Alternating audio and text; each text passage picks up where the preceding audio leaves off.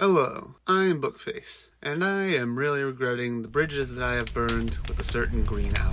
You see, today's topic is interesting and also very, very obscure.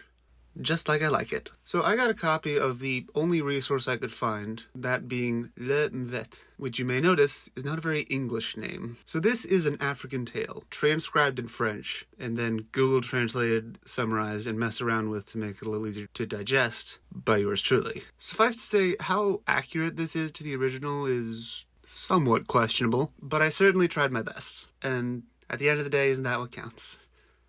No? Okay. So another thing is that the creature we're discussing is kind of in the background of a much larger story of some kind of war. I have no idea if this is a war that actually happened and is retold as a myth, or if it purely existed within the myths of the Congolese Fang people. So bear with me for some bizarre, complicated storytelling that caused me several migraines to put together. And with that, let's jump right in. Woo! So our story starts out in the country of Inong. The supreme chief named Akoma Mba was looking through some magic mirror he had and got worried because while everyone else in the country was just celebrating something, two people were missing, named Angon Endong and Beka Boyono. So the chief asked a warrior named Ondo Beyang to go look for them, thinking they were up to some shenanigans. Spoiler, they are. Other spoiler, you would never guess what those shenanigans are. Meanwhile, somewhere else in Ngong, a guy named Tautome Mfolo was gaining power. He got super cocky and started bragging about being the toughest guy in the country, which became an issue when the military leader, Ngawang Ondo, confronted him about it. Tautome Mfolo didn't bother denying it, and Ngawang Ondo got ticked off and went to a magic flying house called Da Bigalba. He took this house for a joyride and went to the village of the Mississim people, who may or may not have been spirits. Look, translation is hard. He insulted them, kidnapped one of their leaders, and bailed. Also, not necessary information, but I will point out that Ngawang Ondo escaped by shooting into the air with fire and lightning, because that's a thing he can do. Now, these actions, unsurprisingly, started a war between Ngawang and the Mississim. So, Ondo Beyang had to jump into the fray using his magic weapon, Ngawang Ngaa, to drive back their enemies for a bit. By the way, Ngawang Ngaa was not a sword, a spear, a shield, anything like that. It was an automatic rifle that never had to be reloaded. Sounds like somebody be Resident Evil on a high difficulty. Ondo Beyang told Tautome Mfolo to apologize for being an a-hole. Didn't say anything to Ngawang Ondo for, you know, kidnapping someone and starting a war out of spite, but whatever. Apology obtained, hostage returned, diplomacy occurred, and everything's good with this weird subplot that actually has very little bearing on the whole story. So with that side quest completed, Ondo Beyang goes to the house of the missing Angon Endong, which has a giant pair of magic scissors in the doorway for security that chops off people's heads if they try to enter without permission. It's not relevant, but it's certainly interesting. Long story short, Ondo Beyang gets a hold of the two missing guys and brings them back to Akoma Mba, who asks what they've been doing. And these little rascals, they built a bridge made of pythons, because they can do that. So the chief points out that this bridge will let their enemies, the Oku people, attack. And with phenomenal dramatic timing, some random guy named Angon Zok realizes something's going wrong and straight up teleports to the river where the bridge is, because he can do that. So part of our group goes to the river while the other part goes to ready the armies. So our little group, plus Tautome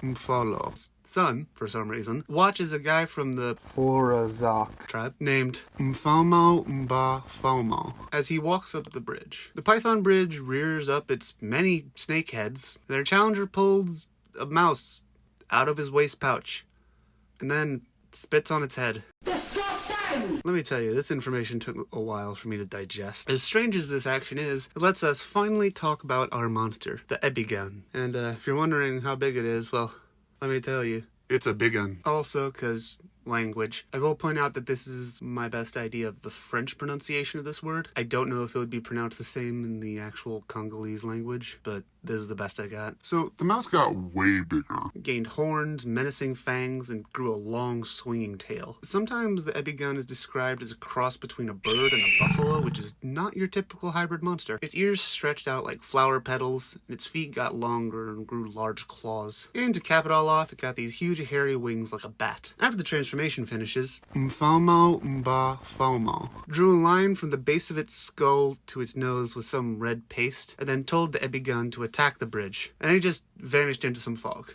because he can do that. The Ebigun slapped its ears, neighed loudly, and it flies into the air, kind of awkward, but it ends up getting faster and starts circling the bridge. It swoops down, wrestles with one of the pythons a bit, and then flies it off to a nest in the mountains so it could eat it. And our bridge builder, Angon Inong. got ticked, because I guess he really liked this snake bridge. He smacked his own chest and pulled out a coiled metal net attached to a chain, because he can do that, catches the Ebigun, pulls it to the ground struggling, and then he vomits up a giant wooden pestle to smack it in the head, because he can do all of that. The Ebigun charges him and he just doesn't budge. He punches his iron-tipped fist into the creature's chest and pulls out its heart, because he can do that. And then the Ebigun dies, letting out a rattling sound. So the creature is dead, a fine place to stop, right?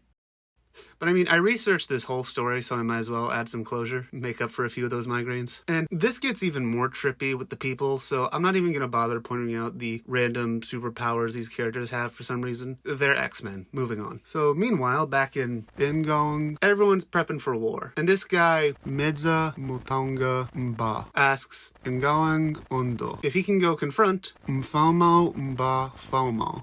because apparently he's also upset about what happened to the bridge.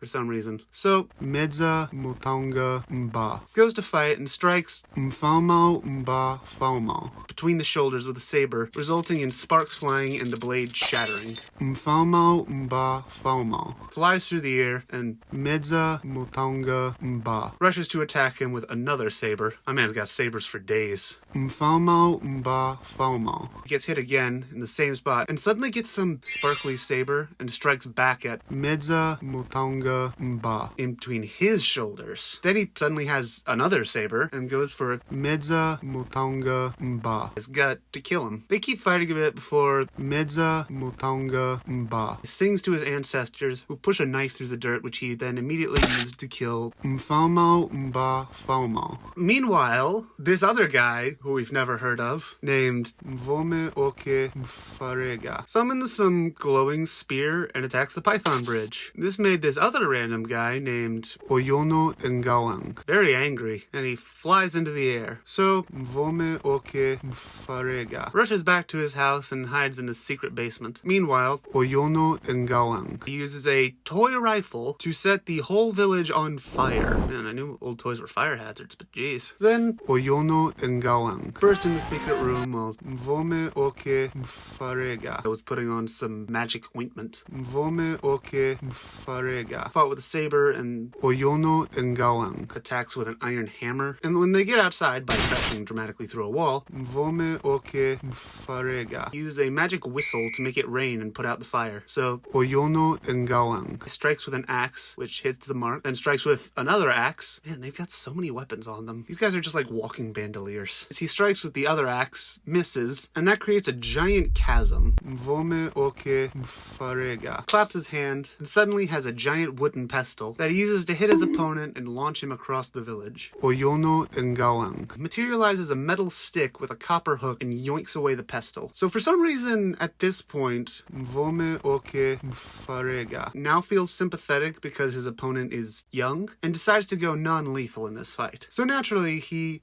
turns his fists into giant red balls of steel, which explode when they make contact. Okay, first off, what kind of My Hero Academia quirk combo crap is this? Secondly, how is that non-lethal? While he hurtles through the air, Oyono Ngawang. grabs some clouds and uses them to cover himself. Suddenly the clouds go dark and he turns translucent, somehow getting an iron hoop, and launches himself back at Vome oke mfarega. to trap him in a bear hug, and then teleport back to our main cast in. Ngawang. The chief tells Ondo Beyang. and someone named Mze Ondo. to kill, Vome oke mfarega. and our two fighters use magic bells that make chains erupt from their ankles to wrap around their opponent's feet. Mze Ondo. Then uses a magic saber nicknamed Ebabatsila Silebaba. to decapitate, Vome oke mfarega. and then yeets his severed head into a river while everyone does a victory dance.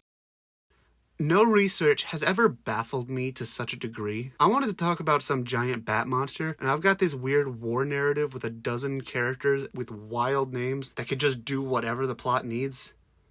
Someone please make this an anime.